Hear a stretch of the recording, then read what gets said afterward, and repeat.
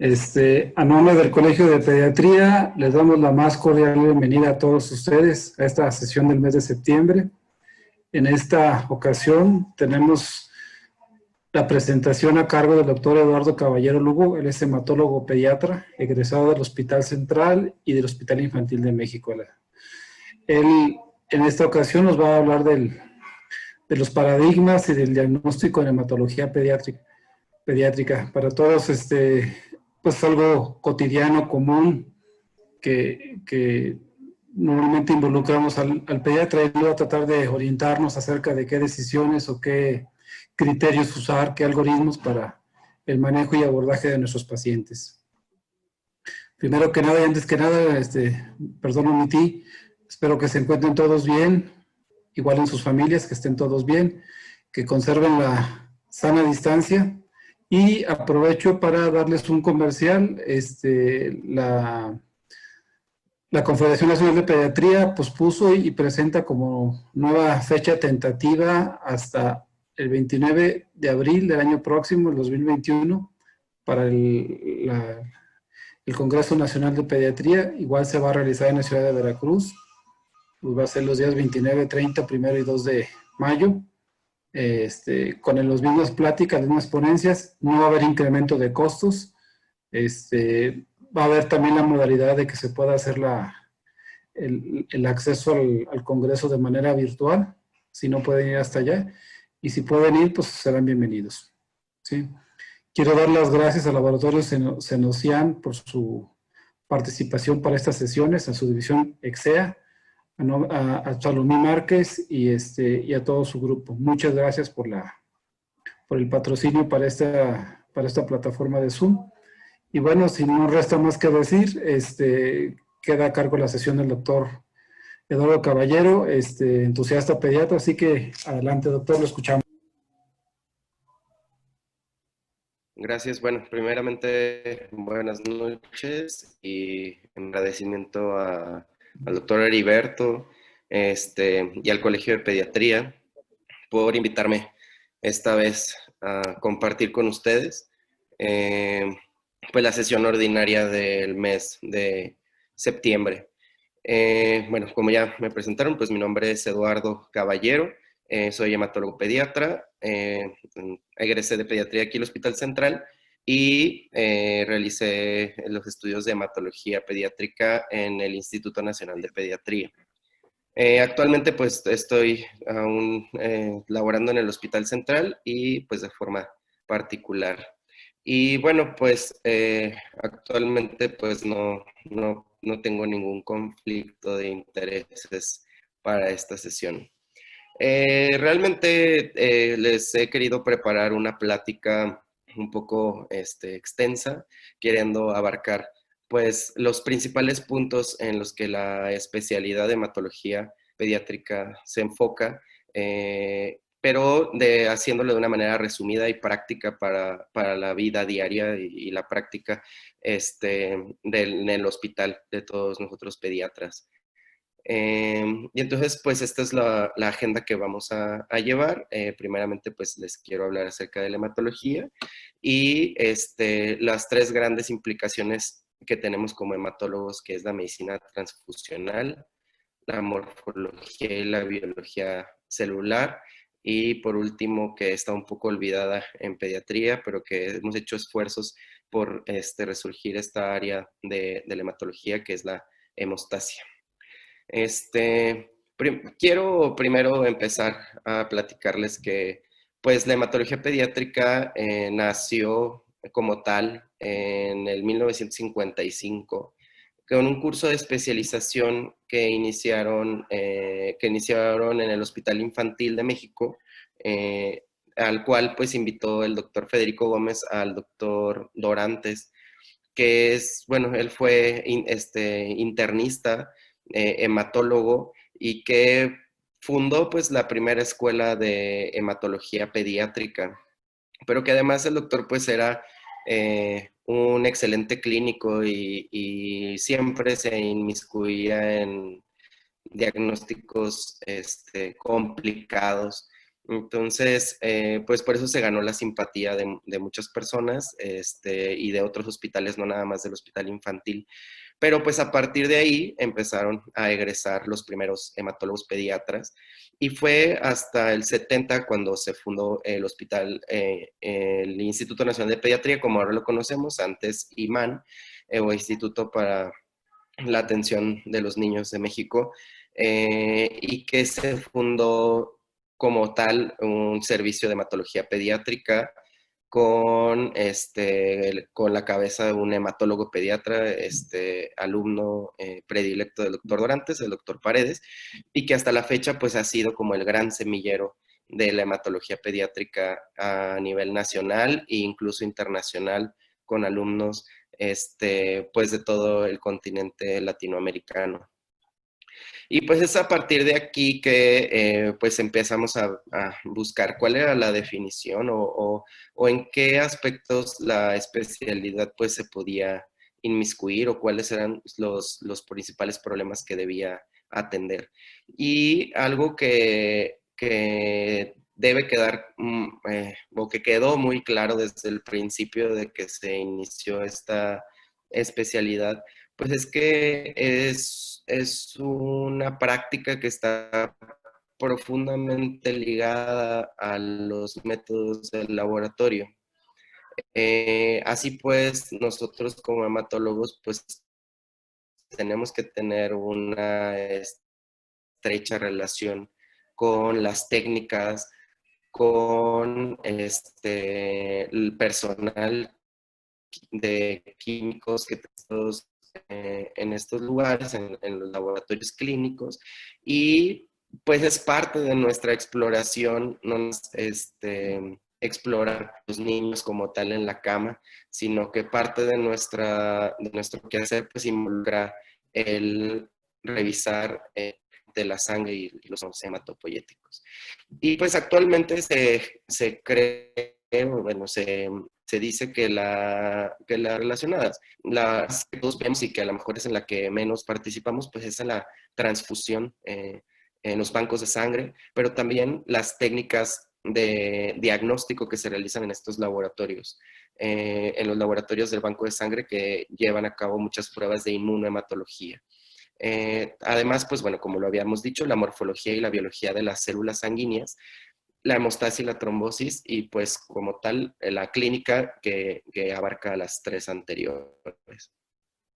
Entonces, a partir de esto, pues es que quise eh, aprovechar para poder llevar la plática a partir de estos conceptos y estas directrices, pues. Y bueno, vamos a empezar con la medicina transfusional. Algo que yo quiero, que siempre me gusta compartir con todos los pediatras residentes y con otras especialidades, es el saber indicar bien una transfusión sanguínea, que lo hacemos diario, cualquier pediatra lo hace en el hospital, y es que la mejor transfusión es aquella que no se realiza. ¿Por qué? Porque el, la- el llevar a cabo este proceso, aunque ya lo vemos como cotidiano del paciente al que se le está transfundiendo. Recordemos pues la pandemia de hace algunos años del VIH, y en el que era un virus que se desconocía y que muchas personas fueron infectadas al ser transfundidas por este sangre que estaba contaminada.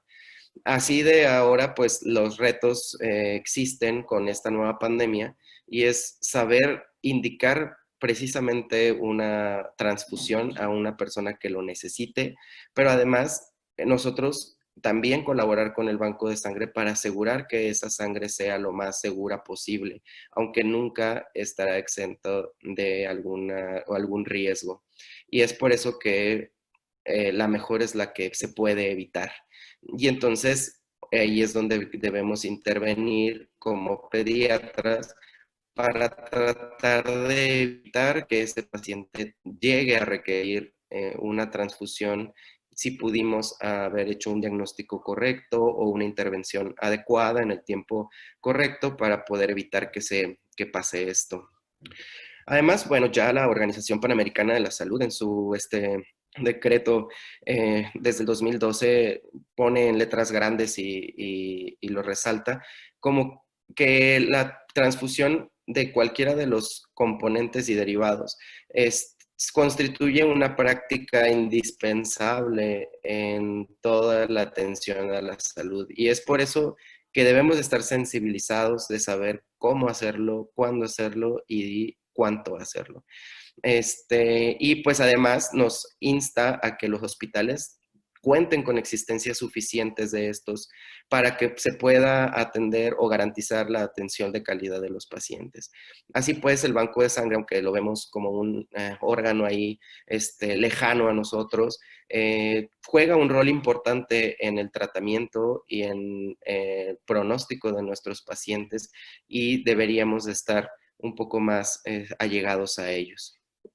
Lo primero, el primer concepto que quiero introducir en la plática es qué clase de, o a qué llamamos hemocomponente o a qué llamamos hemodiderivado.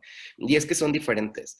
El hemocomponente es todo lo que clásicamente conocemos y que prácticamente en todos los hospitales tenemos, pero que es una fracción pues de la sangre o que se extrajo del donador. Así pues,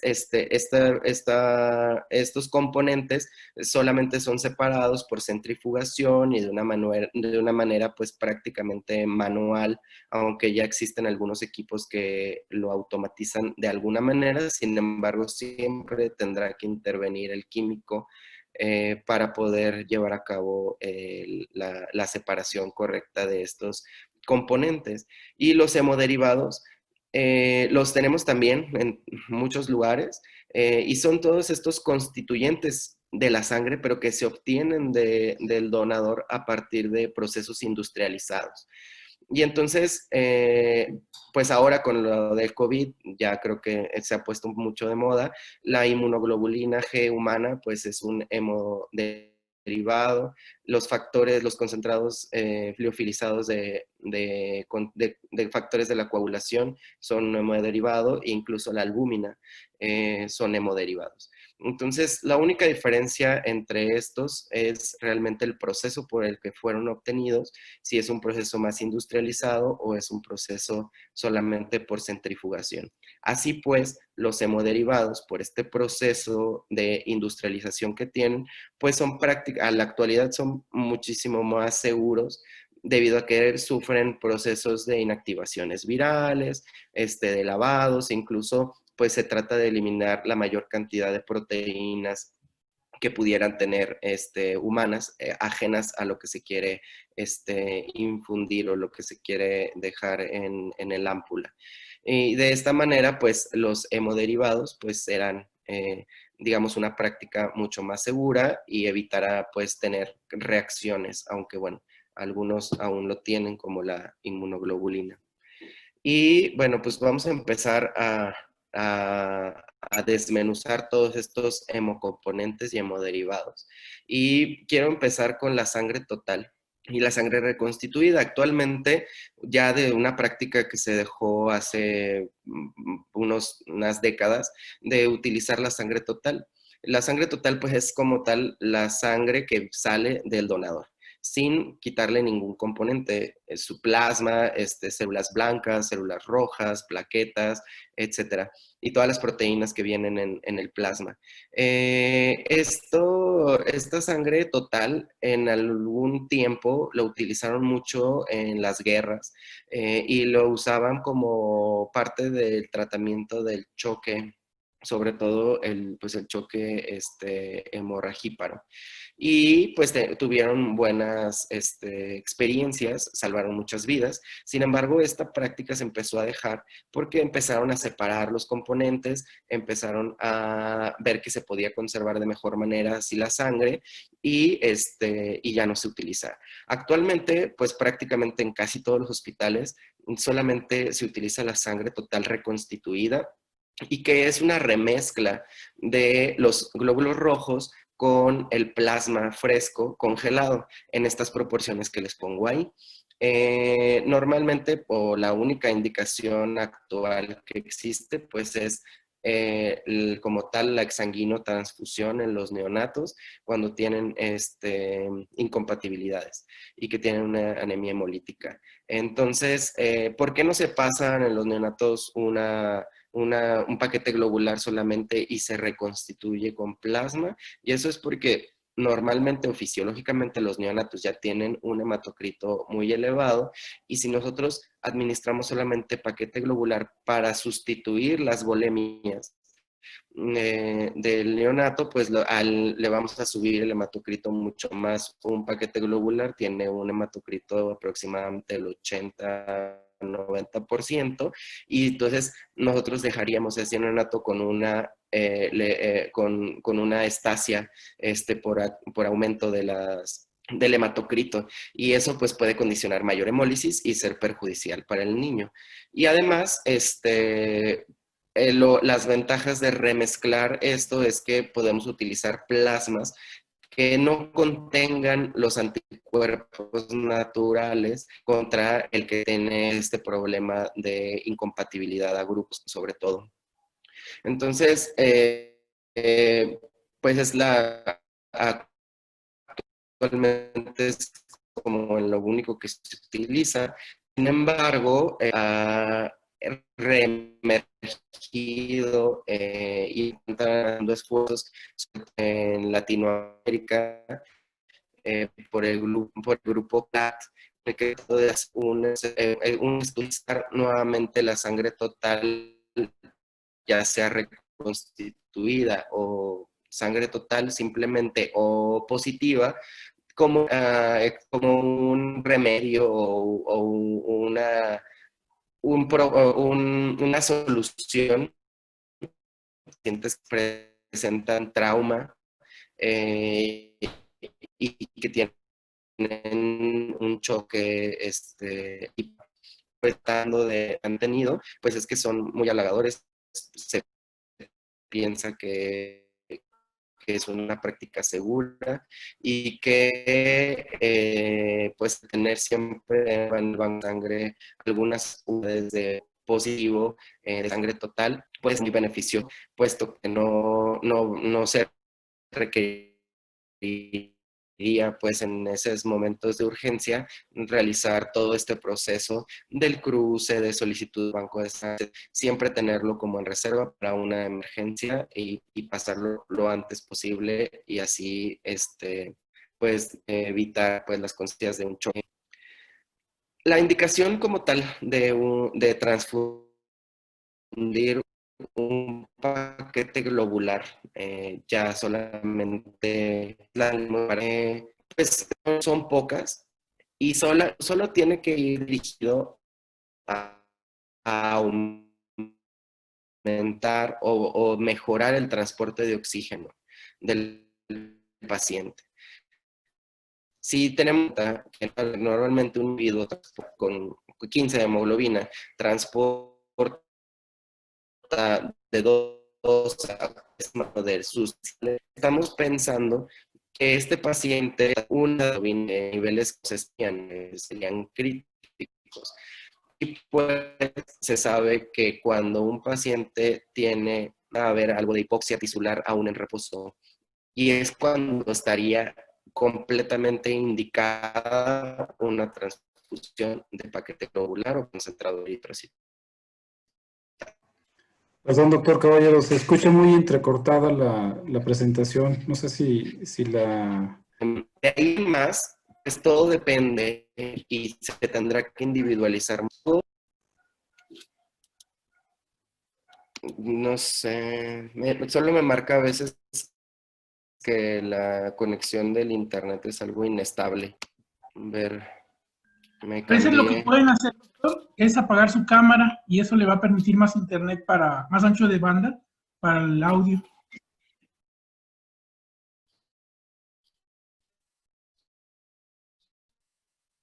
Ya.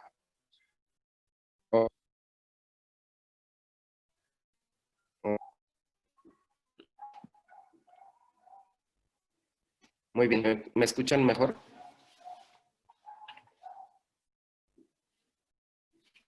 Ahorita se escucha ¿Me bien, escuchan doctor. mejor? Ahorita estuvo mejor. Correcto. Ok, bueno, esperemos que funcione. Gracias. Como les decía, realmente la transfusión globular debe de ser un individual. Hay que ver realmente si el paciente tiene síntomas o no. No tener una meta como tal para transfundir, siempre transfundir de acuerdo a la clínica y además siempre pensar en cuáles soluciones derivan estos, sobre todo, bueno, habrá que transfundir cuando tengamos una hemoglobina siempre. Cuando hay una pérdida aguda de sangre que sea mayor del 15% del total y con una hemorragia masiva,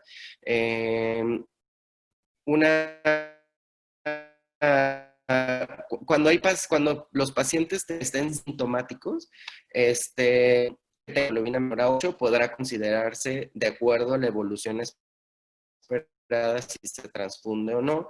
Es decir, gente que tiene deficiencia de hierro y apenas empezando el hierro oral y que no esperemos que vaya a corregir su anemia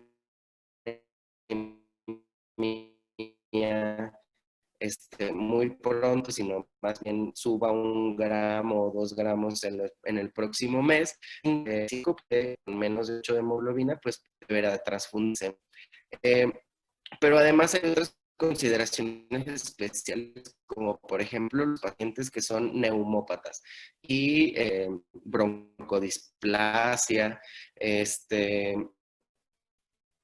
pacientes que tienen un daño pulmonar severo. Los pacientes debemos mantenerles epinas y hematocritos para que puedan transportar el oxígeno adecuadamente a los órganos y los que considerar. Pero además, también pacientes, por ejemplo, que tengan aplasia pura de cerebro por blanqueo. El paciente deberá un programa de hipertransfusión. ¿Por qué? Porque los niños, si los dejamos que estén menores a 10, en 8 o estos pacientes no van a tener un desarrollo cerebral adecuado. Entran a la hipertransfusión y estos pacientes, pues sí, su meta de hemoglobina, pues será tenerlo cercano al establece cada cuánto van a requerir ellos estar transfundiendo. También los pacientes con anemia de células falciformes, estos pacientes, pues como sabemos, su problema es la membrana del eritrocito y que agarran una forma diferente de las células que hace que estas células no transporten adecuadamente. Pero además, pues se van a atorar en los capilares. Los pacientes, a pesar de que tengan hemoglobinas normales, si presentan dolor torácico o presión de extremidades, deberán de y evitar pues que se atoren ahí esas células y evitar que haya necrosis distales o incluso pues, el síndrome torácico, que es algo muy grave y fatal. Entonces, en estos pacientes pues si no haremos su hemoglobina o si tienen anemia o no, ellos si tienen dolor deberán de transfundirse.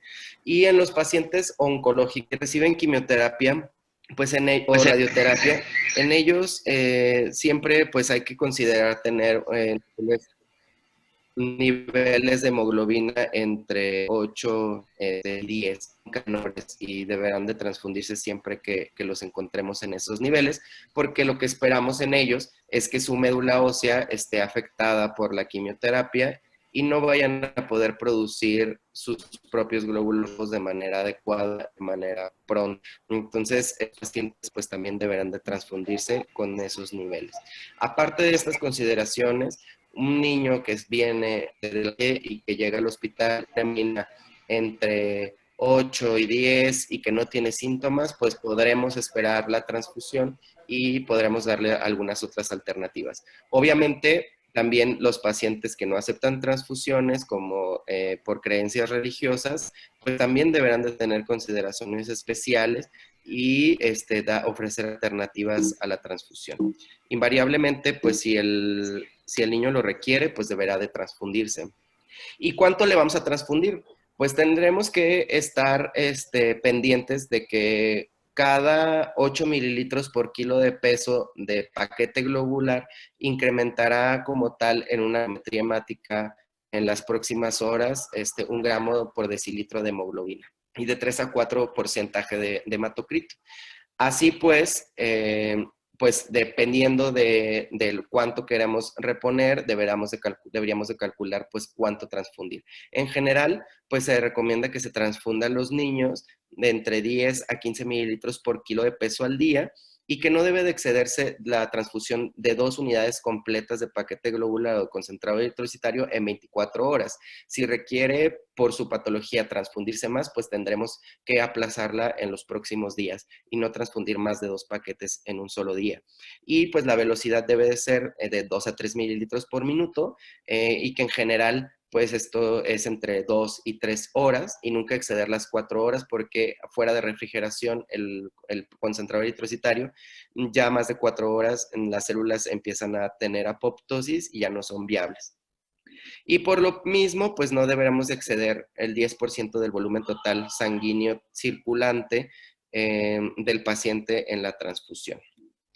Existen diferentes productos de paquetes globulares y yo creo que es excelente oportunidad para que los conozcan y cuando puede pedir alguno de estos. Nosotros podemos solicitar paquetes globulares lavados en un proceso en el que son vendidos en solución salina isotónica y centrifugados nuevamente, se le retira este sobrenadante que llevará proteínas que haya dado del plasma donador y estarán indicados pues en los pacientes que presentan reacciones transfusionales, que en la mayoría de las veces pues es fiebre no asociada a hemólisis o reacciones alérgicas como rash y que puede llevar a ir hasta la anafilaxia.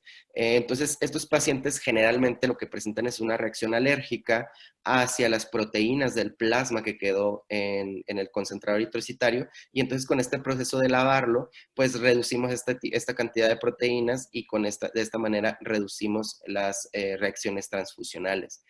El otro tipo de paquete globular o concentrador eritrocitario es el filtrado, y en general pues se recomienda por la OMS su uso generalizado. Y lo que hace es que en general pasan la sangre, ya sea antes de almacenarla en el refrigerador o al pie de la cama antes de transfundirle al paciente, pasan la sangre por un filtro que lo que hace es que atrapa la mayor cantidad que es posible de células sanguíneas blancas, de leucocitos, para que de esta manera podamos evitar sobre todo la enfermedad de injerto contra huésped que se relaciona a la transfusión. Como es necesario, bueno, como se vislumbra o se ve, la indicación de pedir un paquete filtrado, pues debería de ser en todos, porque siempre habrá algún linfocito que sea viable y que pueda, al ser infundido en el paciente, pues desatar este problema. Entonces, en general se recomienda que lo que es más efectivo es hacer la filtración pre-almacenamiento, o sea, antes de llevarlo a almacenar al refrigerador, porque reduce una mayor cantidad de leucocitos. Hasta 4 logaritmos baja la cantidad de leucocitos y esa es como que la mayor evidencia que existe que puede disminuir este tipo de reacciones. Y entonces, pues un concentrado eritrocitario filtrado será leucorreducido. Sin embargo, existen técnicas actuales en las que se obtienen paquetes globulares o concentrados eritrocitarios por aféresis, en las que la máquina selecciona exclusivamente células sanguíneas rojas y deja de lado los leucocitos. Entonces, el paquete globular que vamos a obtener de esta técnica va a estar leucorreducido sin haber sido filtrado y por eso pudiera ser como otro tipo de hemocomponente. Y por último, pues son los concentrados eritrocitarios radiados, que estos se llevan a un cabezal de radioterapia como el que se utiliza para radiar a los pacientes oncológicos y se les administra una dosis de 2 grays.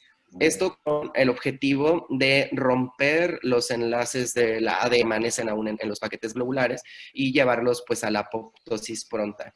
Y esto lo utilizamos en pacientes que son inmunosuprimidos graves, como en los niños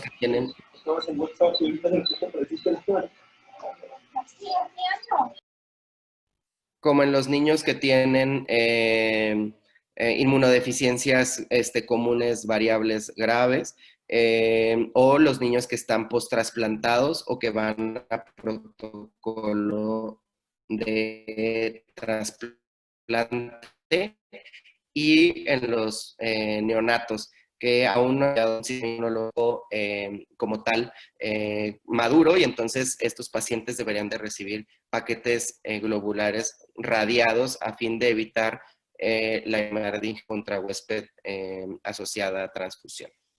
Y en la parte derecha me gusta poner esta tabla porque es muy práctica por ser muy práctico. Y ellos, clínicamente, cuando tienen un paciente en quirófano y que observan una pérdida sanguínea importante, pueden decidir si ese paciente postquirúrgico o transquirúrgico necesita recibir una transfusión. Y entonces, ellos clasifican pues en estas diferentes clases, 1, 2, 3 y 4, la pérdida sanguínea. Y ellos relacionan pues la clínica con el porcentaje de sangre perdida, o del volumen sanguíneo perdido. Y es entonces que pueden decidir a quién transfundir de inmediato o a quién pueden pasar cristaloides o coloides y que puede funcionar. Y es una tabla pues muy práctica que yo creo que podríamos nosotros implementar en cualquier situación, sobre todo pues en el servicio de urgencias, en el que no vas a esperar a que salga una biometría hemática y que te tarden a lo mejor por muy rápido 15 minutos para decidir si ya estoy cruzándole un concentrado eritrocitario a los pacientes. Y eso es algo importante, y sobre todo pues el estado mental. Un paciente que se mantiene alerta y sin ningún problema, a lo mejor con una taquicardia leve, pues podremos esperar y administrarle solamente cristaloides y no transfundirlo. Pero ya en aquellos que empiezan a presentar alteraciones del estado mental como ansiedad, agresividad o incluso pues el estupor, en ese momento ya estamos solicitando al banco de sangre con hemocomponentes para poder reanimar al paciente, sobre todo si sabemos o sospechamos que tiene una pérdida sanguínea, como en una cirugía o cuando pacientes que sufrieron heridas por arma de fuego o traumas abdominales. Bueno, también dentro de los paquetes globulares o concentrados eritrocitarios, pues deberíamos a todos estudiarlos contra algunos virus, como el citomegalovirus y el virus del Epstein-Barr, que en algunos bancos de sangre sí lo hacen y reservan a estos paquetes globulares que han salido negativos para estos casos especiales como los inmunosuprimidos, los neonatos y los pacientes que reciben trasplante de médula ósea. Sin embargo, pues debería de ser una práctica universal y a todos los que van a recibir una transfusión, pues ser estudiado para esto, porque la prevalencia pues en el país es alta y pues no sabemos qué tantos de estos pacientes se contagian por medio de transfusiones y que, bueno, sobre todo pues en los neonatos pues tiene grandes implicaciones. La otra cuestión y que siempre genera dudas es los concentrados plaquetarios. Debemos saber que existen los dos métodos para obtenerlos. En general, pues lo que más extendido está es el concentrado plaquetario convencional, que es una separación del plasma por medio de centrifugación de las plaquetas y se deja ya un plasma pues bajo en plaquetas o disminuido o reducido en plaquetas y el plasma o rico en plaquetas queda abajo y que en general pues tiene un volumen de 45 a 60 mililitros y que pues por procesos de calidad se debería de buscar que tenga una concentración de plaquetas mínima de 5.5 por 10 a la 10. Entonces, estaríamos infundiendo pues estos concentrados plaquetarios sabiendo que esa es la dosis que más o menos estamos administrando. Sin embargo, pues sean las técnicas actuales o las que se están tratando de difundir de manera más universal, es la obtención de estas plaquetas o de estos concentrados plaquetarios mediante aféresis, con las ventajas de que de un solo donador se obtienen una concentración mucho mayor de plaquetas y que equivaldría a de un solo donador obtener de entre 4 y hasta 12 concentrados plaquetarios convencionales. Así pues, un paciente que tiene un peso grande o que requiere dosis repetidas de plaquetas, pues estaríamos reduciéndole la exposición a los antígenos de más donadores y le estaríamos dando una dosis más suficiente pues para su problema y de esta manera pues ser más efectivo. Entonces actualmente pues se cree que la obtención de los concentrados plaquetarios mediante aféresis pues es la práctica más segura y la que deberíamos de efectuar en todos lados por motivos de calidad. Las dosis como tal de concentrados plaquetarios en neonatos se calcula de 10 a 20 mililitros de este concentrado por cada kilo de peso. Así pues, un niño de término de 4 kilos deberá pues, recibir una unidad de concentrado plaquetario si este tiene 40 mililitros aproximadamente. Y en niños mayores se calculará siempre una unidad de concentrado plaquetario convencional por cada 10 kilos de peso o 4 concentrados plaquetarios por cada metro cuadrado de superficie corporal. En general, se cree que existe como un límite de transfusión de 6 y 8 unidades de concentrados plaquetarios, de transfundirse de 5 a 8 unidades por cada transfusión o una unidad obtenida por aféresis.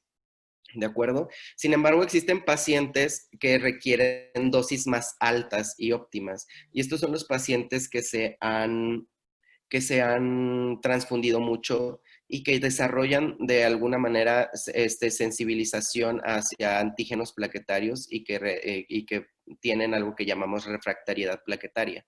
Estos pacientes en general los dejamos de transfundir porque entre más los transfundimos, más se sensibilizan, pero si tienen una patología o algo urgente que requieran entrar a quirófano porque además de la refractariedad en ese momento se le ocurrió inflamarse el apéndice o tienen una colección abdominal que es necesario drenar o el paciente empieza a sangrar, en ese momento lo que deben de recibir son dosis altas óptimas. Y para esto, pues lo calculamos una unidad por cada 5 kilos de peso, o sea, el doble de lo que le tocaría normalmente, para poder tener mayor cantidad de plaquetas y que las que se unan a los anticuerpos, pues ya no funcionen, pero que algunas queden funcionando y hagan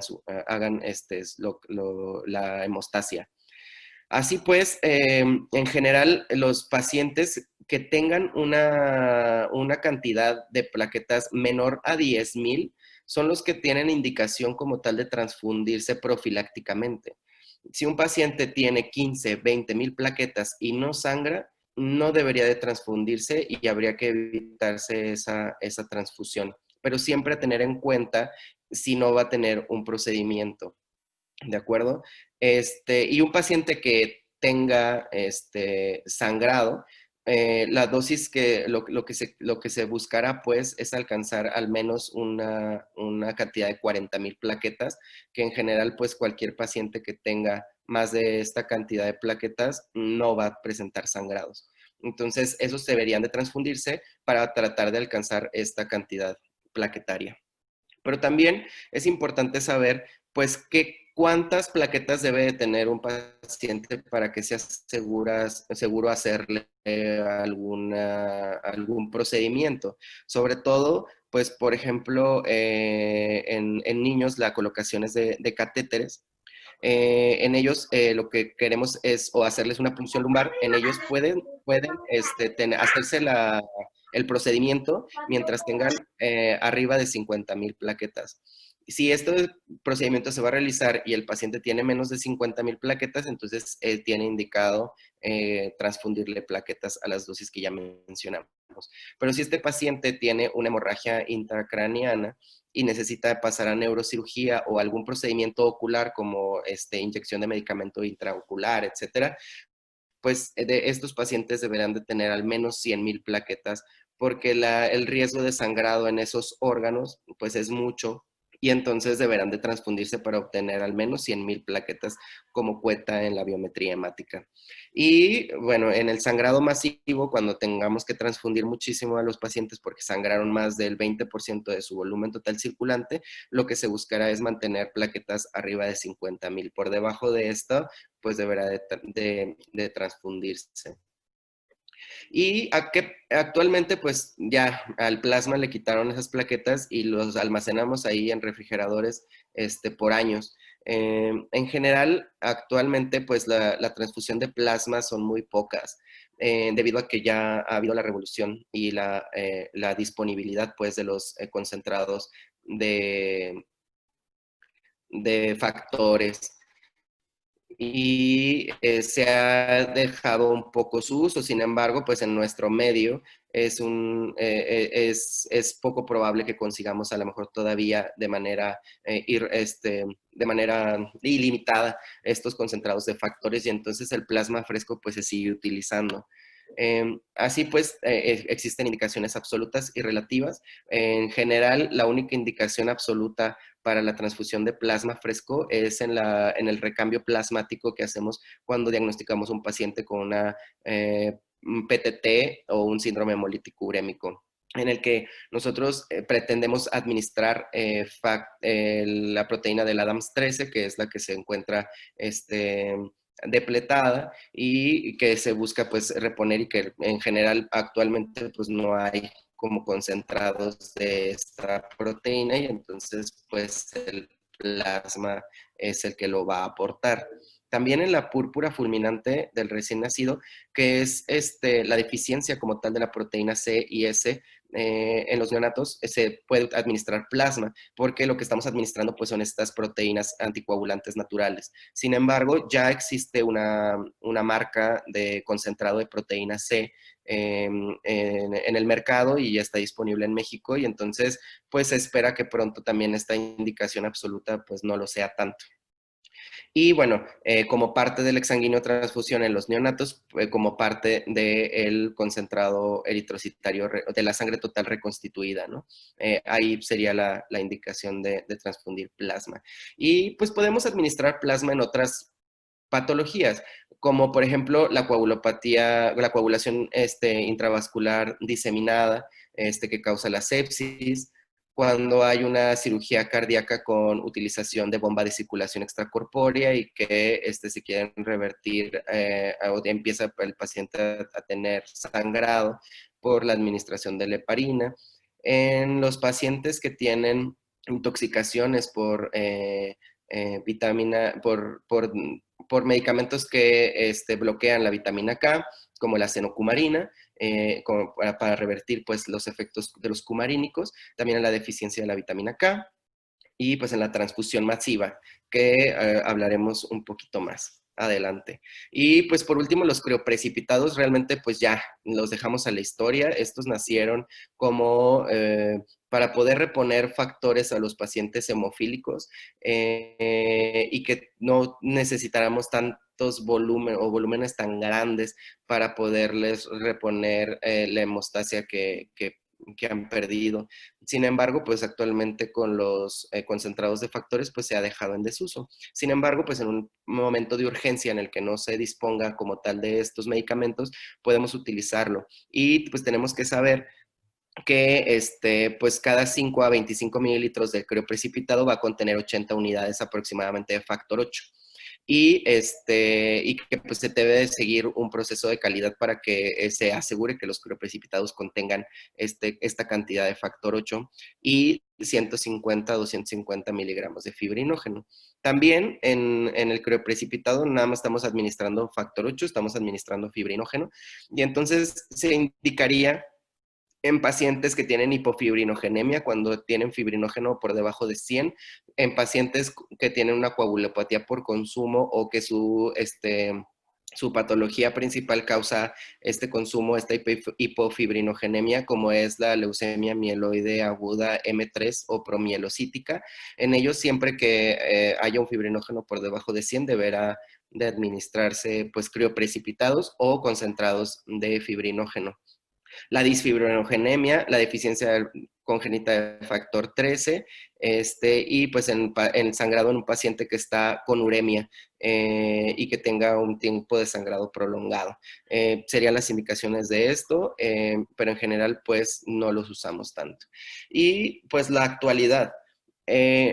Hace pocos años que empezó esta revolución en la producción de concentrados de factores de coagulación. Como sabemos, pues los PRI se empezaron a producir para tratar la hemofilia, que la deficiencia de factor 8, y luego una gran aceptación, han cambiado la vida de los pacientes con estas deficiencias congénitas, y por lo mismo, pues esto ha incrementado, pues, o ha hecho que salga este boom de factores de coagulación con indicaciones pues bien establecidas, pero otras utilizaciones que no se mencionan en la etiqueta, pero que han funcionado adecuadamente. Y para nosotros como pediatras, pues el conocerlos y el saber que están disponibles en el mercado, pues nos da la oportunidad de manejar de mejor manera a pacientes con condiciones graves, como un sangrado masivo, una sepsis, una coagulación intravascular diseminada o algunas deficiencias específicas. Y entonces aquí en la imagen les pongo así como algunos que no son tan conocidos, pero que sirven mucho y que actualmente los estamos utilizando, utilizando en la práctica diaria. Sobre todo, pues, el Novoseven, que nació como una reposición para los pacientes que tenían deficiencia congénita de factor 7, pero que hemos visto que es excelente para iniciar la coagulación.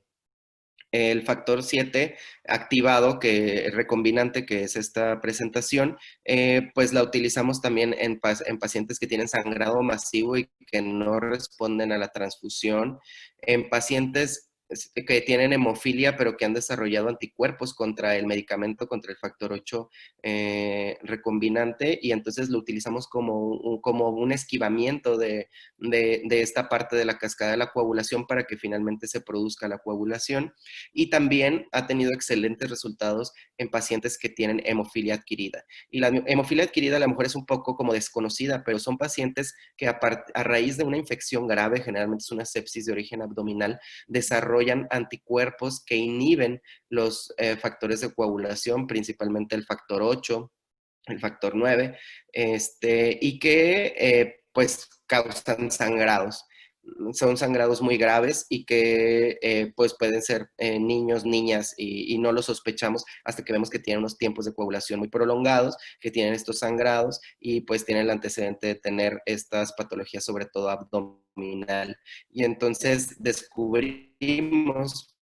investigamos y descubrimos que los cuerpos que inhiben los factores Y entonces el factor 7, como causa una activación inmediata de la cascada de la coagulación o de la coagulación como tal, ha servido muchísimo para tratar estos niños que, aunque suenan raros, no lo son tanto, y el chiste es sospechar que nos estamos enfrentando a una hemofilia adquirida.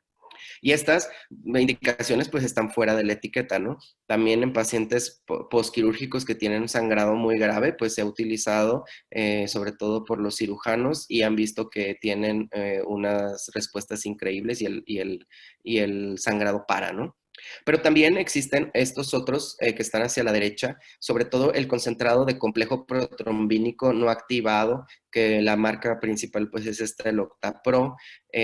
Nos ha ayudado mucho a ya no transfundir a los pacientes tanto plasma, tantos crioprecipitados para poder frenar el sangrado. Lo que tiene es una combinación pues de factores de coagulación que no están activados y por lo tanto el paciente solamente activará lo que necesite. Y de esta manera nos va a reducir el riesgo de trombosis que podemos generar como con los productos activados, como con el factor 7 activado. Y pues su función pues está demostrada que es excelente en este tipo de pacientes, pero además nos puede ayudar en pacientes que tienen deficiencias congénitas de factor 10 o en la intoxicación por anticoagulantes orales. En lugar de transfundir plasma, podemos administrar Octapro de una manera más segura, con un volumen mucho menor, y con esto revertir pues estos efectos anticoagulantes. Y en los pacientes que están con sepsis y coagulopatías por consumo, pues estaremos reponiendo a dosis bien establecidas, dependiendo de las necesidades del paciente y con una seguridad mayor con este complejo protrombínico no activado, y evitaremos pues así incrementar el riesgo de trombosis. También tenemos ya concentrados de fibrinógeno. En general vienen en ámpulas de 1 gramo. Y 1 gramo de fibrinógeno, pues como veremos de crioprecipitados, necesitaríamos 10. Entonces, en lugar de administrar 10 bolsas de crioprecipitados, podemos administrar la dosis adecuada de concentrado de fibrinógeno. Y pues sus indicaciones como tal es la deficiencia del fibrinógeno congénita, pero también en pacientes que lo requieran por coagulopatías por consumo, como en las leucemias promielocíticas o en el sangrado masivo. Y otro que creo que es muy conocido ya por todos, que es como más común, que es el FIBA, que es concentrado de complejo protrombínico, pero esta es activado. Y también lo utilizamos en pacientes con hemofilia con inhibidores para esquivar esta parte de la coagulación y poder llevar a cabo la coagulación, porque pues está activado. Es un complejo, lleva factor 10, factor 8, factor 5, que están activados y que van a desencadenar pues la coagulación. Algo que se ha visto es que cuando se administra en conjunto FIBA y el Novoseven, como son dos productos activados, el riesgo de trombosis se incrementa muchísimo, y entonces en general pues se trata de escoger uno o el otro y no combinarlos por el riesgo de la trombosis. Pero también en cuanto a los concentrados de factores de factor 8, pues ha habido una revolución y han salido 1000 de marcas, y algo que es bueno saber es que existe la combinación de factor 8 con factor de von Willebrand en liofilizado, y que en general pues se utiliza para tratar a los pacientes que tienen una deficiencia congénita del factor de von Willebrand, pero que también se ha visto que al von Willebrand hacer una proteína muy grande y que engloba o se une y digamos cubre al factor 8, pues se ha visto que la utilización de este tipo de factores pudiera disminuir la inmunogenicidad de la molécula del factor 8 y así evitar que se produzcan inhibidores en los pacientes hemofílicos. Pero ya hemos llegado hasta la era de que ya para el paciente con deficiencia de factor 8 ni siquiera es necesario administrarle factor 8. Hemos creado un anticuerpo monoclonal que imita las funciones del factor 8, totalmente sintético y que se administra de manera subcutánea y que realmente tiene efectos excelentes y les cambia la vida a los pacientes con hemofilia, con inhibidores, de estar sangrando, estar postrados en una cama, a poder realizar su vida prácticamente normal sin sangrados. Y ese pues es el emicizumab, que es un medicamento que ya actualmente en el Hospital Central está autorizado por parte del INSABI como tratamiento para los pacientes con hemofilia grave con inhibidores. Y pues estamos en protocolo de poder empezar a tener a los primeros pacientes para administrarles. Hay que hacer una capacitación para que los pacientes puedan administrárselo de manera subcutánea en el brazo. Ya no van a necesitar pues estar yendo al hospital a que se les administre de manera endovenosa. Incluso se puede prolongar la aplicación hasta cada 15 días o cada mes.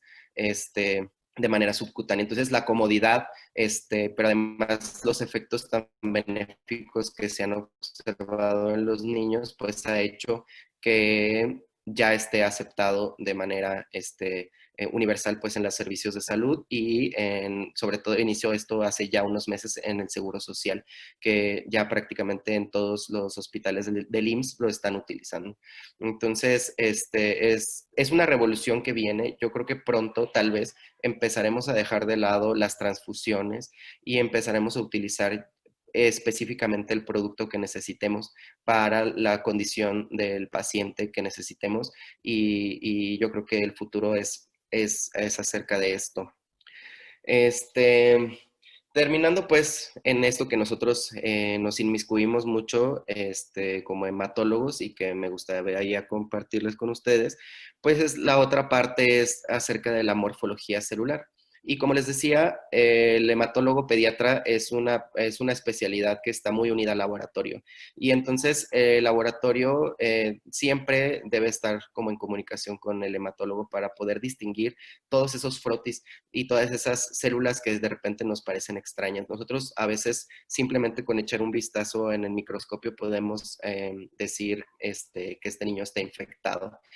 Pero más que enseñarles o darles una clase de morfología y que cómo son las células, etcétera, me gustaría que supiéramos cómo se compone una biometría hemática y poder tomar en cuenta todos estos numeritos que nos reporta el laboratorio. Y nosotros en general pues dividimos a la biometría hemática en 3 partes. La primera es la serie roja y que como tal pues va a estudiar el componente sanguíneo de los eritrocitos. Este es como el más complejo porque tiene como muchos parámetros y se compone pues desde la cuenta como tal eritrocitaria, que casi siempre lo dejamos como de lado porque solamente vemos la hemoglobina, el hematocrito y punto. Pero el conocer cuál cantidad o cuántos millones de células están en un milímetro cúbico de esa muestra de sangre nos puede ayudar a diferenciar algunas patologías. Por ejemplo, una anemia por deficiencia de hierro, que podamos distinguirla de una talasemia, pues lo que vamos a ver es que va a haber un incremento en la cuenta eritrocitaria en las talasemias y en la anemia por deficiencia de hierro esta cuenta va a estar disminuida.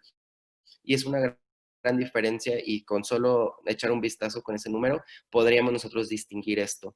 Obviamente la hemoglobina, que nos la dan en gramos por decilitro y que pues es la que nos da la definición como tal de anemia, pero también hay que ver qué tipo de anemia nos estamos enfrentando y entonces hay que tener en cuenta los volúmenes. El volumen corpuscular medio nos dice de qué tamaño son las células, si son más pequeñas, si son más grandes, y entonces tenerla dentro de los rangos normales para la edad, nos hablará de que la mayoría de estas células tienen un tamaño normal, que no están ni grandes ni pequeñas.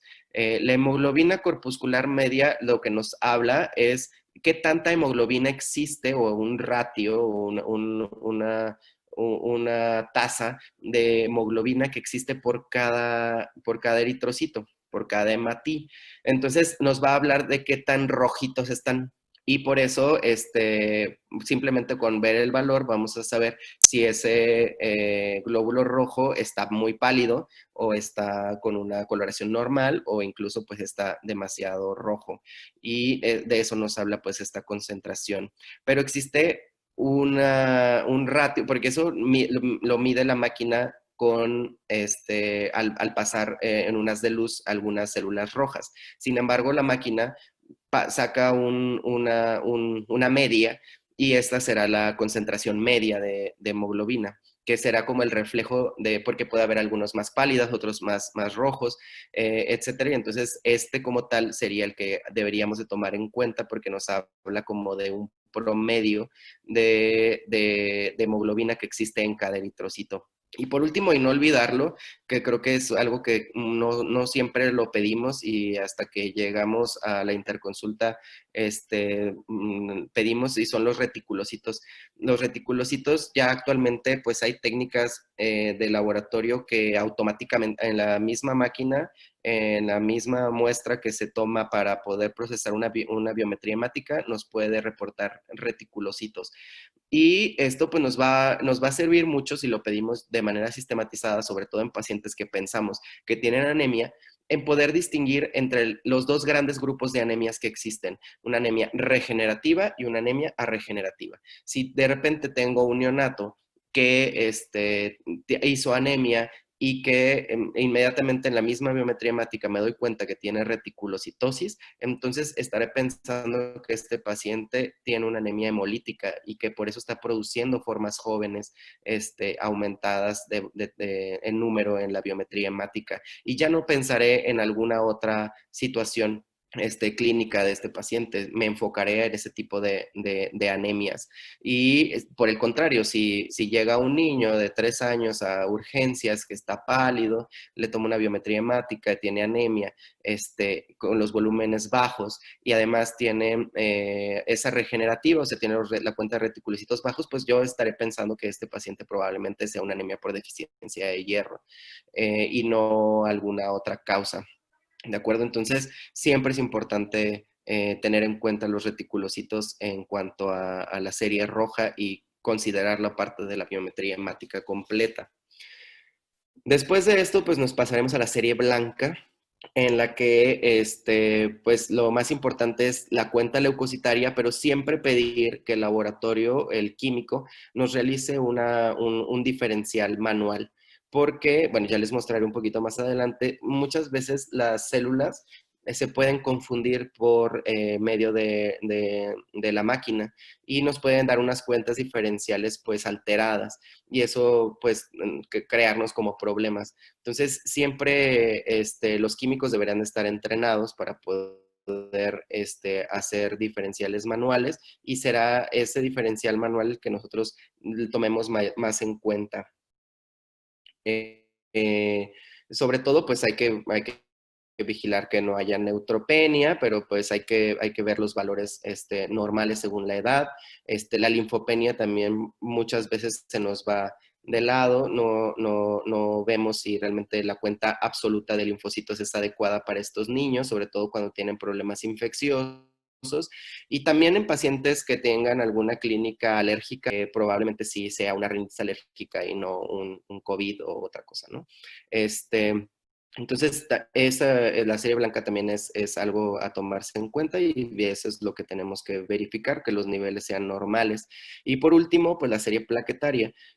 La cuenta de plaquetas que nos reporta la máquina en general puede ser, es buena, pero existen pseudo trombocitopenias que están dadas porque tal vez las plaquetas que tiene el paciente son jóvenes y son muy grandes y entonces la máquina en lugar de contarlas como plaquetas las cuenta como leucocitos, como linfocitos maduros, ¿no?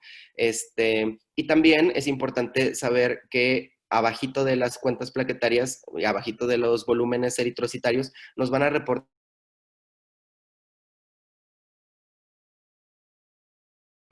que se llama volumen plaquetario medio. Y esto hay que considerar que algunos pacientes que tienen clínica de sangrado, que tienen cuenta plaquetaria normal, pero que tienen un volumen plaquetario alterado, sobre todo un volumen plaquetario grande, pudiéramos pensar que este paciente puede tener una trombocitopatía, o sea, una de las plaquetas y no tanto cuantitativa, y entonces tendríamos que estudiar para un Bernard-Solier o una trombastenia de Glanzmann, ¿de acuerdo? Aquí les pongo unas imágenes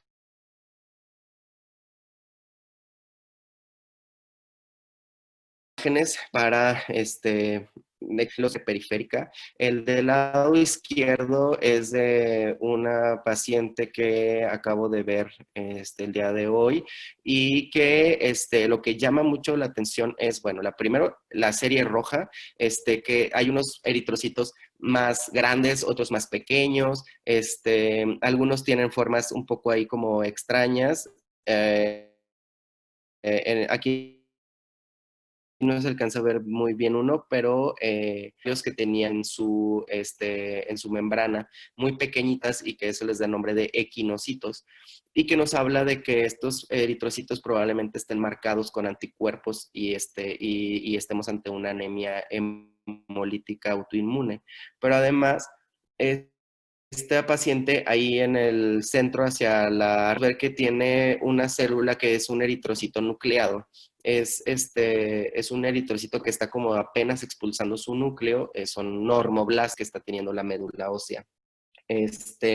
Y pues en medio unos neutrófilos que no se alcanza a visualizar muy bien, pero que tienen unas granulaciones muy, muy prominentes en la luz del microscopio y que eso nos habla de una infección. Entonces, esta era una niña que tiene una anemia hemolítica autoinmune y que está infectada de alguna manera que la llevó al choque, ¿no? Y por el contrario, el frotis del lado derecho es podemos ver son las células blancas que están en medio, cómo este paciente tiene unas inclusiones, hay como unas bolitas negras en sana, plasmática. Eh, eh, estas bolitas o estos cuerpos que se ven en esta son muy característicos de un síndrome que se llama Higashi y que pues se presenta con inmunodeficiencia. Entonces era un paciente que estaba infectado y no sabían por qué se infectaba tanto y simplemente al observar células periféricas y que tenía este síndrome. Y entonces, pues se le hizo el estudio para poderle hacer el diagnóstico. Nadie antes había visto esos químicos ni ha notado esta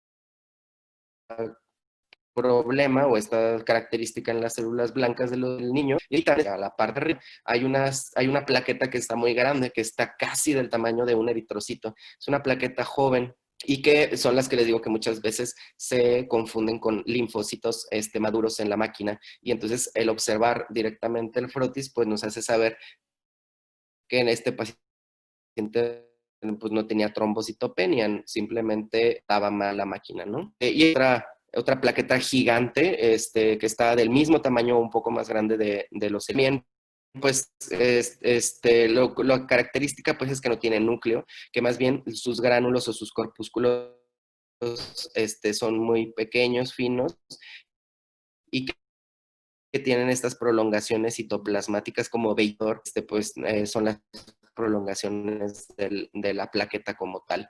Entonces, y por el contrario, pues este es un frotis de un paciente que tiene una neoplasia hematológica 100%, ¿no? Está la serie roja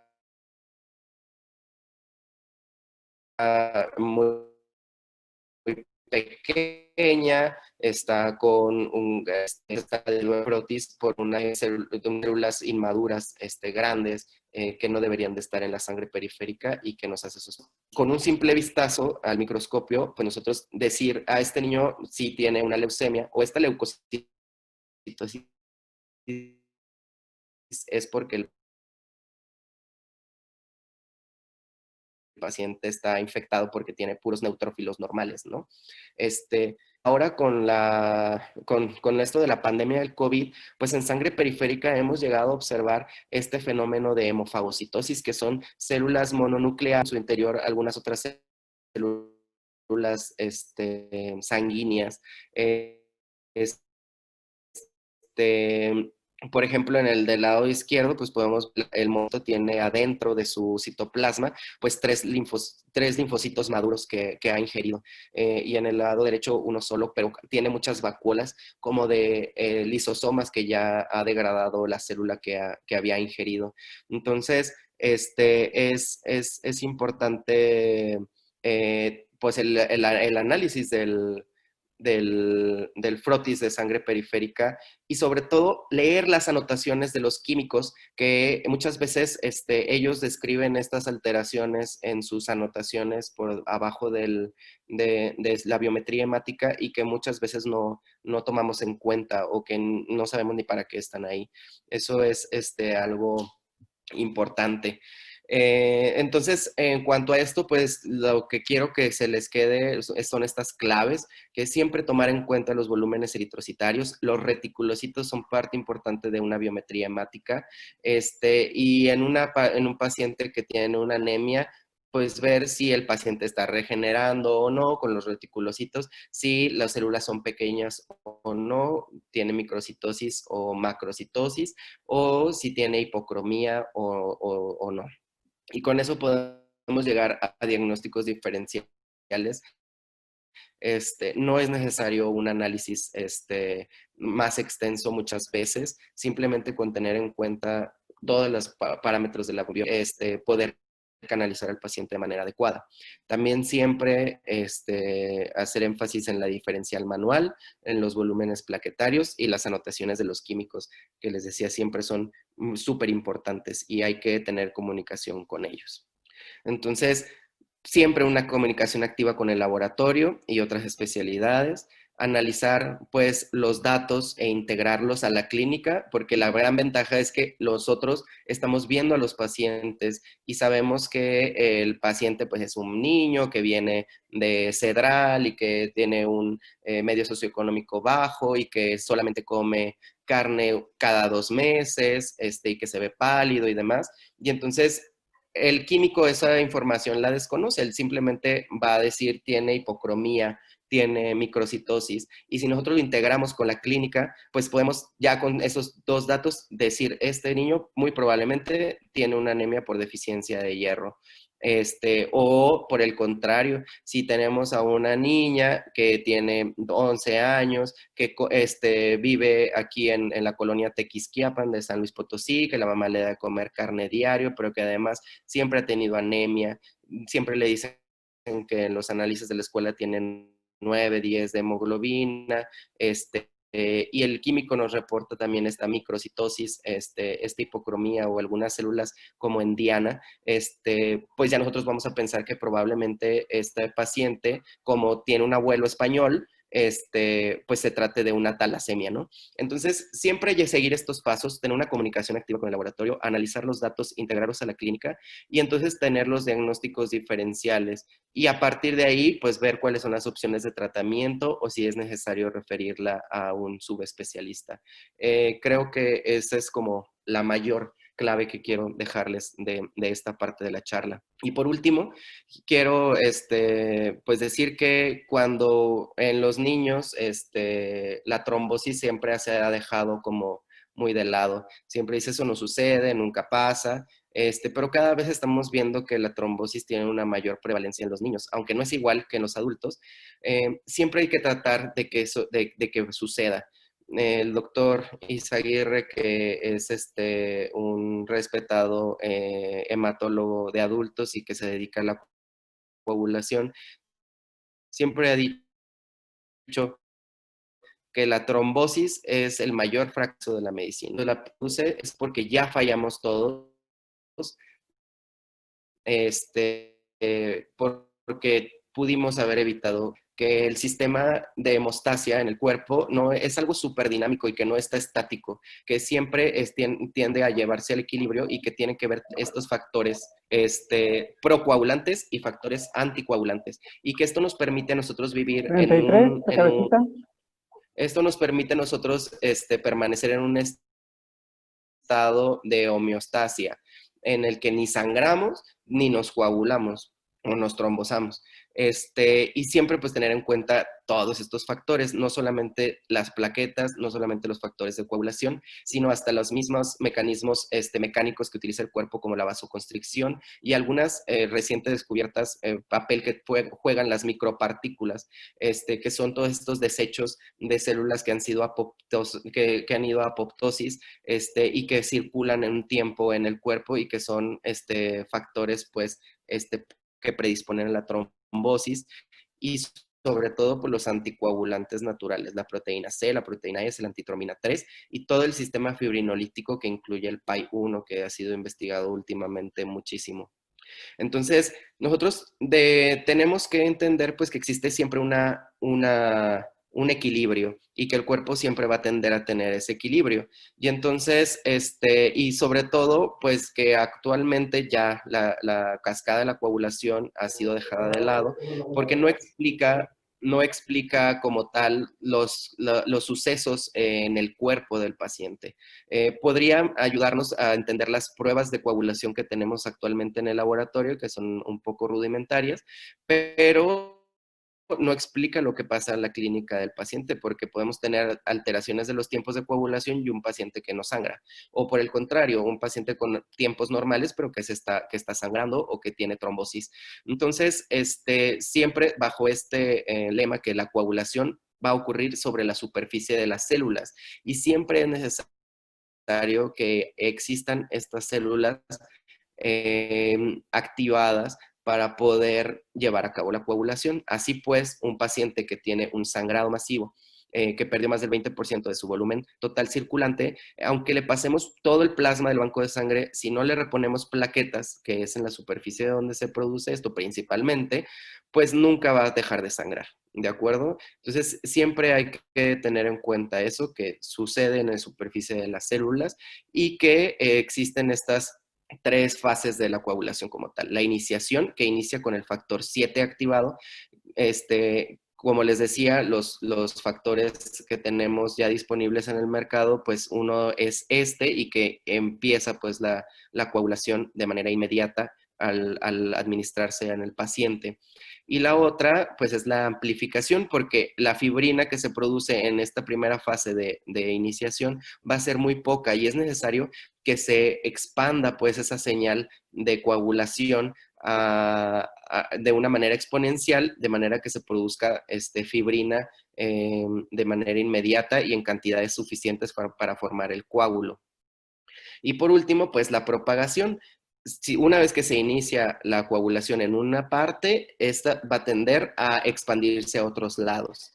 Y entonces tendrá que venir la última fase de la coagulación que no siempre se menciona y que es el control de esta producción de fibrina para que no se coagule todo el sistema intravascular, sino que solamente permanezca esta fibrina en donde se necesite y todo lo demás permanezca en estado líquido, líquido, perdón.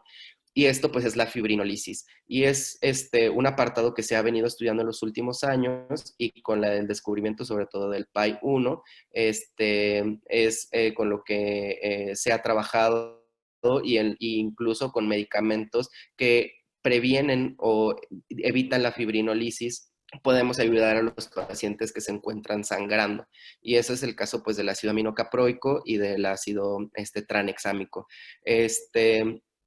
Y sobre todo, pues saber que existen todas estas interacciones de los factores de coagulación y que la pérdida de alguno de estos, pues va a hacer que la coagulación no se lleve de manera adecuada.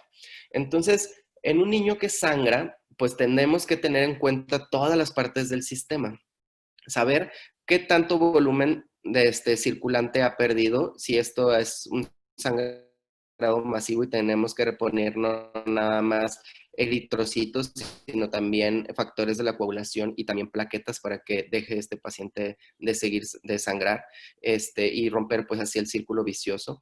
También tener en cuenta en dónde está sangrando el niño y así de esta manera orientarnos hacia qué patología pueda tener. Por ejemplo, si es un niño de 1 o 2 años que de repente al iniciar la deambulación o el gateo empieza a tener inflamación y aumento de una articulación, pues estaremos pensando que este niño probablemente sea una hemofilia.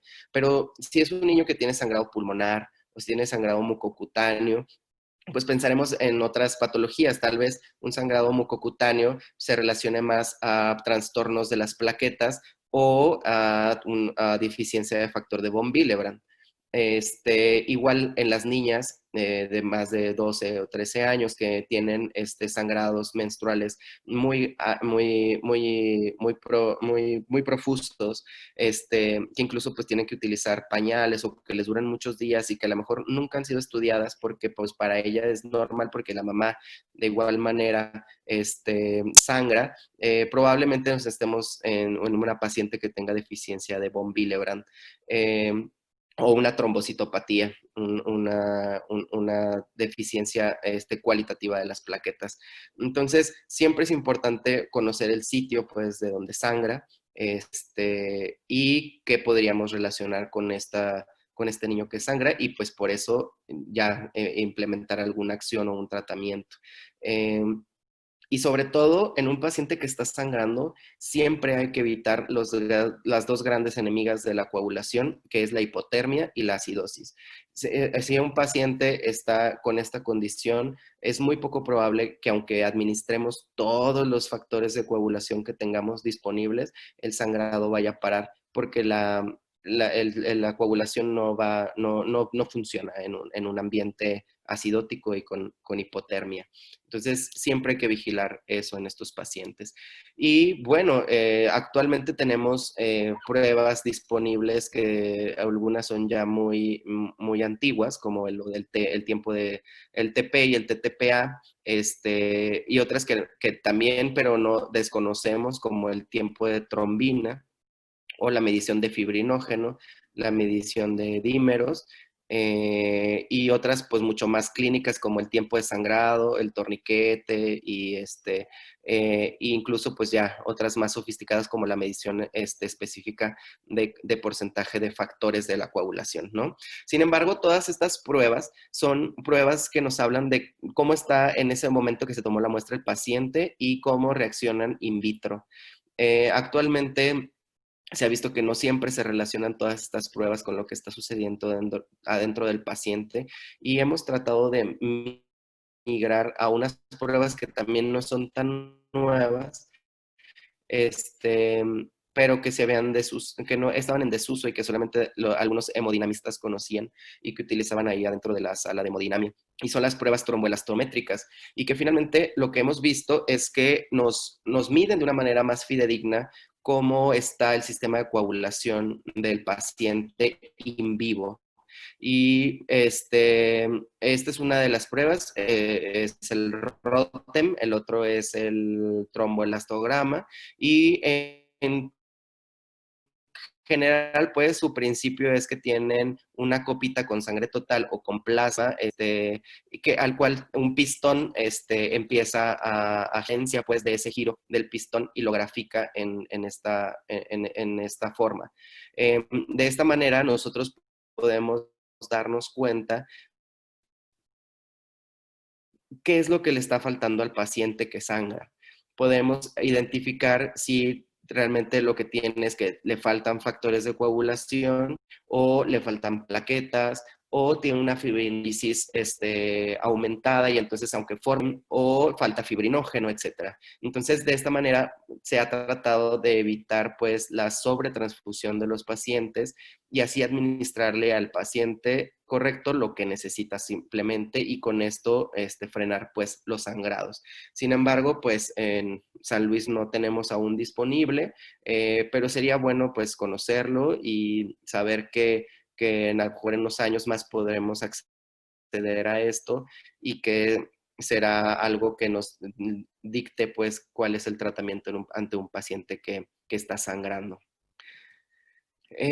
Y por último, pues después del sangrado, la trombosis. Y aunque les decía que es menos común que en la población adulta, siempre hay que identificar los factores de riesgo en los pacientes para evitar que se produzca. En un estudio que es no, reciente, los médicos intensivistas del Texas Children trataron de buscar cuáles eran los factores que se relacionaban más o factores de riesgo que se relacionaban más con que sus pacientes de terapia intensiva hicieran trombos, ya sea tromboembolia pulmonar, trombosis cerebral o una trombosis venosa profunda. Y ellos vieron que realmente no había como uno solo que dijera de varios factores lo que llevaba a ese niño a la trombosis. Y el que más se relacionó con esto fue la presencia de un catéter venoso central, y esto pues por el daño endotelial que produce al colocarse y además su presencia pues en el endotelio. También vieron, y esto fue como algo sorprendente, que un paciente que tiene una infección grave de lo que sea, que le cause pues inflamación, era uno de los factores de riesgos más importantes para poder presentar trombosis. Y bueno, esto ya lo hemos corroborado ahora con múltiples estudios que se han hecho en COVID.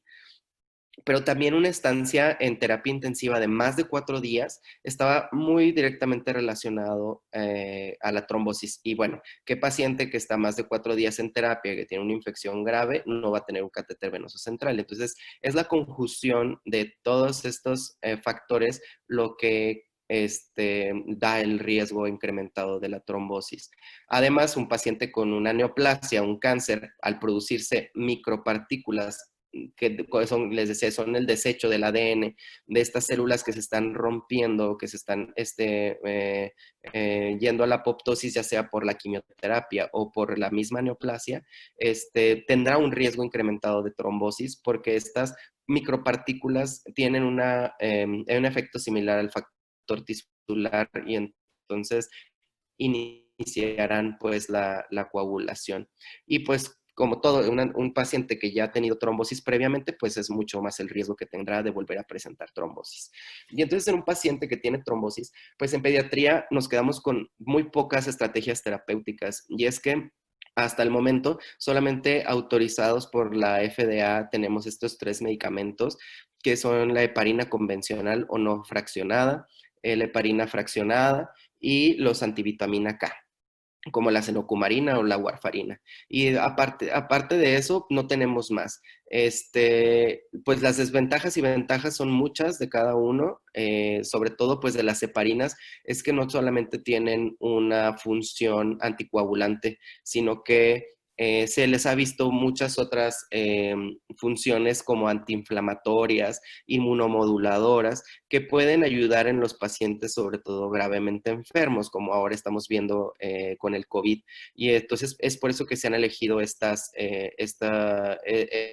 heparinas como parte del tratamiento inicial y fundamental de un paciente que tiene síntomas graves. Las desventajas, la heparina convencional que tiene que administrarse en infusión continua, la vida media es de 4 horas, pero eso puede ser bueno porque en un paciente que tiene el riesgo de sangrar, pues sabemos que la vida media es corta y que pronto al suspender la infusión vamos a dejar de tener su efecto.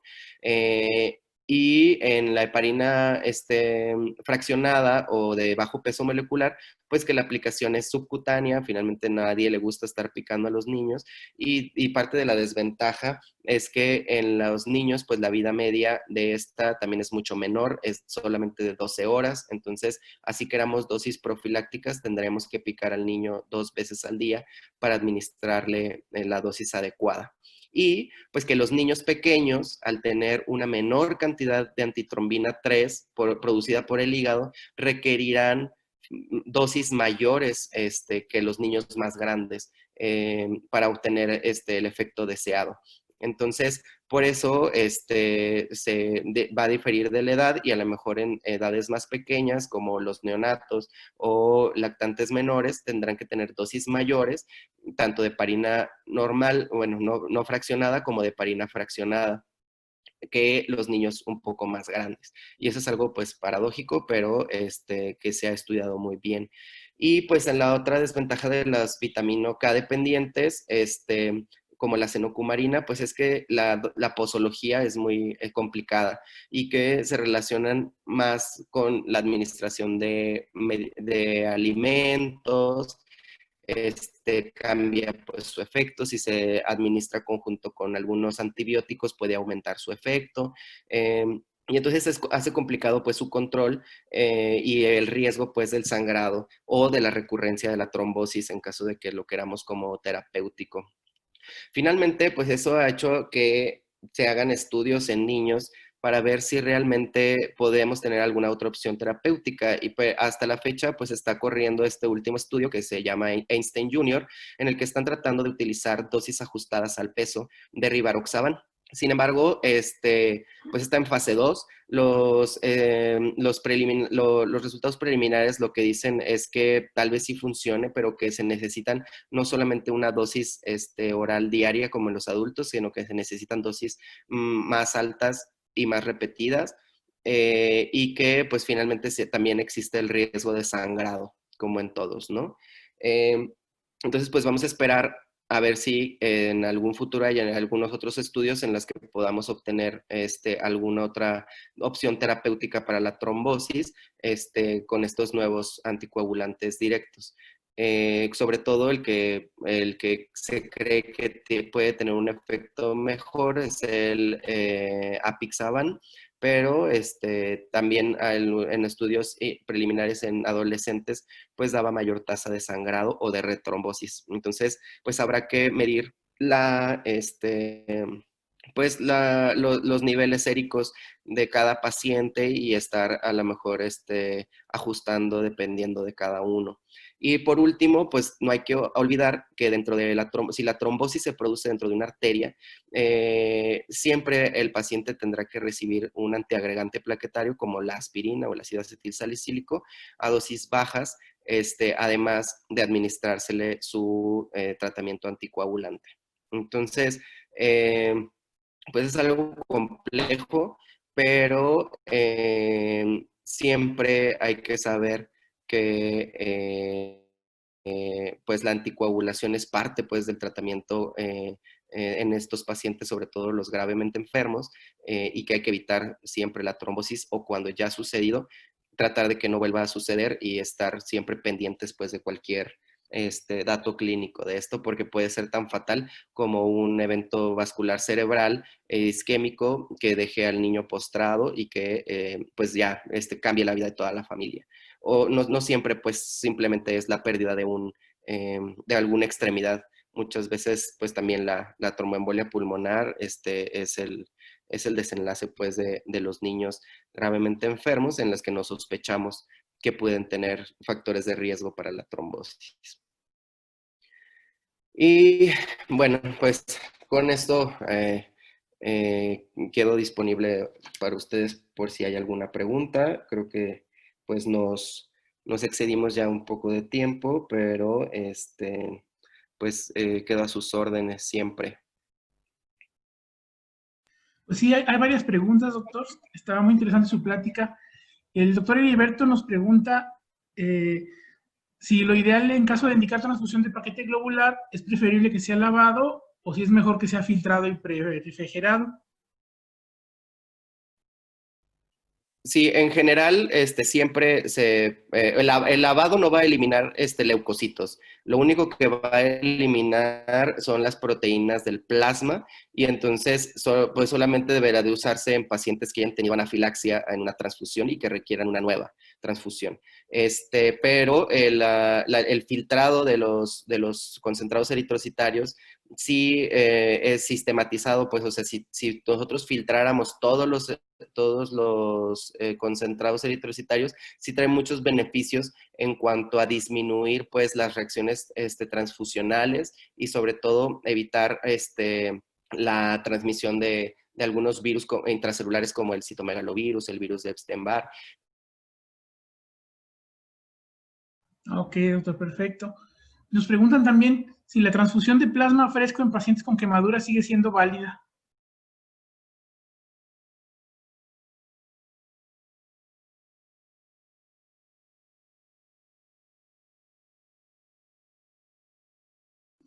Doctor Caballero, no sé si me escuchó.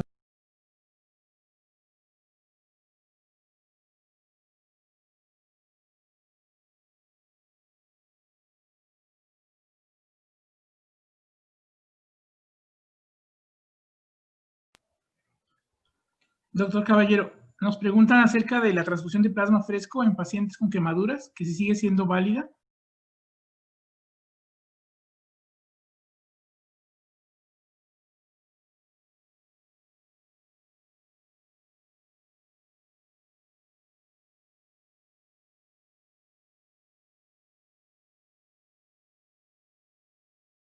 Parece que se desconectó el doctor Caballero. Vamos a esperar a ver si se conecta nuevamente. Luis, por favor, si le puede dar entrada ahorita que la pida.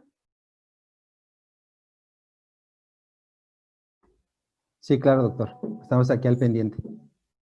Sí, muchas gracias.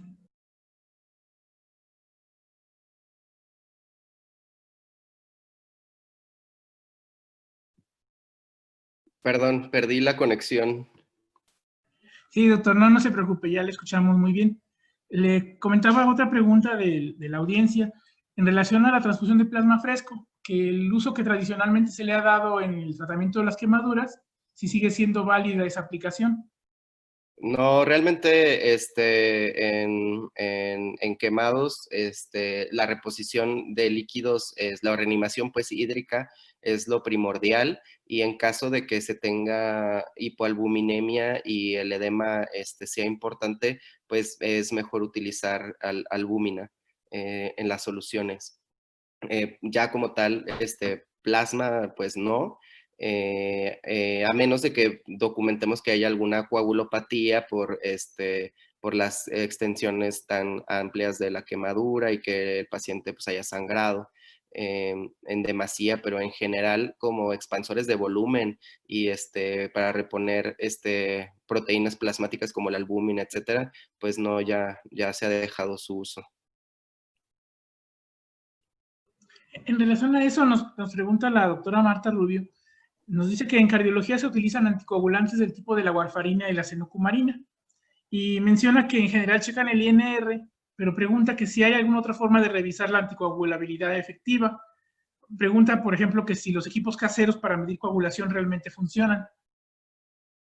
Sí, ya existen pues máquinas, bueno, aparatos parecidos a los glucómetros, que es el Coagucheck, y que en pacientes que tienen una anticoagulación, sobre todo del tipo de cumarínicos, funcionan muy bien para monitorizar el INR. Finalmente, el INR o su utilización o su nacimiento fue para poder monitorizar este tipo de pacientes. Entonces, sí es importante, o sea, la monitorización de los cumarínicos es con el INR, y dependiendo de la patología por la que estemos anticoagulando, pues será el INR óptimo que queramos. Y sobre todo si utilizamos otro medicamento como antiagregante plaquetario, pues también el INR objetivo disminuirá para disminuir así el riesgo de sangrados. En general, pues, cualquier paciente con warfarínicos, pues deberá que queramos dosis terapéuticas, tendremos que tenerlo con un INR entre 2 y 3.5 máximo, para poder tener su efecto terapéutico. Obviamente el 2 a lo mejor será para el paciente que recibe además aspirina o clopidogrel, y el 3.5 para el paciente que solamente recibe la warfarina y que tiene una trombosis documentada y no resuelta. Ok, doctor, muchas gracias. Nos preguntan también la vida media de los concentrados plaquetarios, o sea, una vez que han salido del banco de sangre, por ejemplo, cuando se hacen transportes de que se hacen intercambios entre bancos de sangre de una ciudad a otra. En general, el concentrado plaquetario a temperatura ambiente vive 3 días, o la viabilidad es de 3 días. Ahí la cuestión es que se mantengan siempre bajo agitación, así evitar que las plaquetas se agreguen entre ellas y que pues ya no funcionen. Entonces, pues el tiempo no es así como que algo que apremie si nosotros los mantenemos bajo una agitación continua, y mientras esté en el periodo de caducidad, cuando se esté administrando al paciente, pues no hay ningún problema. Nada más al momento de administrarse al paciente, pues se debe tratar de que se administre en la menor cantidad de tiempo, o sea, goteo continuo, máximo unas 30, 40 minutos, para que no pase lo mismo, que las plaquetas se agreguen entre ellas y queden en la línea de la transfusión. Gracias, doctor.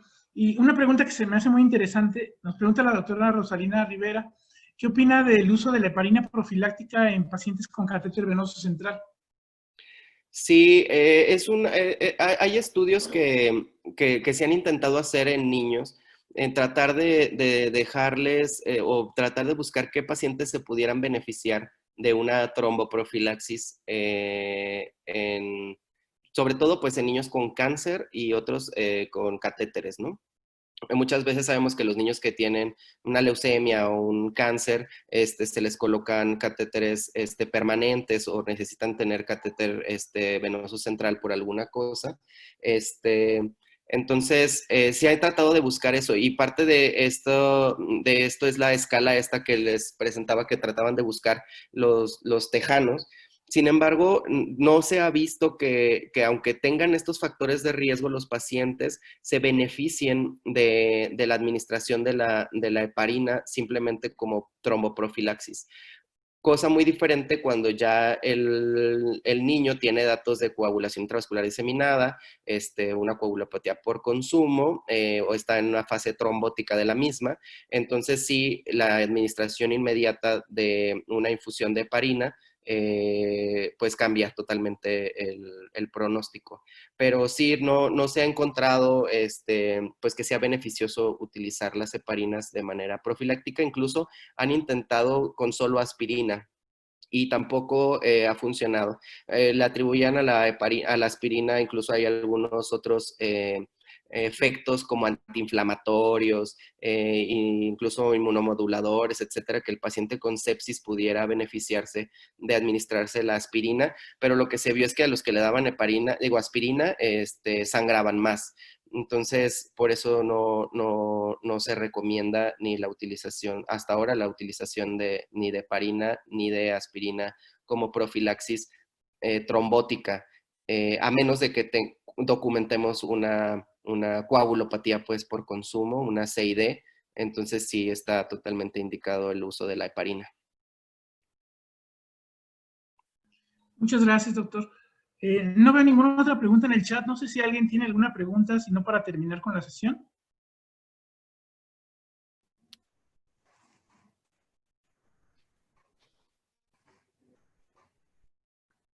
Ok, doctor Heriberto. Bueno, parece que ya no hay más preguntas del quórum. Quiero agradecerle personalmente al doctor Caballero por su excelente presentación, muy extensa, pero muy innovadora en todo. Creo que nos abrió mucho el panorama acerca de las nuevas posibilidades, sobre todo de estos fracciones del hemoderivados para diferentes patologías. Es algo nuevo para mí. Aparte, bueno, que siempre es apasionante escuchar sobre los eritrocitos, ustedes sabrán por qué. Y también agradecer al Laboratorio Senocian su amable participación y difusión de esta sesión. Y pues quedamos para la próxima. Les deseamos una muy buena noche y que por favor continúen las medidas de sana distancia, de higiene, y que seamos nosotros los difusores a nuestros pacientes, papás y familiares acerca de esta pandemia. Por lo pronto vamos a continuar con sesiones virtuales probablemente hasta el resto del año. Si no hay ninguna otra moción de parte de alguien, damos por concluida esta sesión. Muchas gracias. Muchas gracias. Y de parte de la doctora Susana Juárez, esta sesión se hizo también para darle bienvenida al doctor como miembro del Colegio de Pediatría, por ser tan extensa y tan completa, y es un aplauso para él por su presentación, que tuvo la presión. Gracias, doctor Carlos. Gracias. Perdón, Eduardo Caballero. Gracias. Bueno, si no hay ninguna otra moción, que pasen buenas noches todos.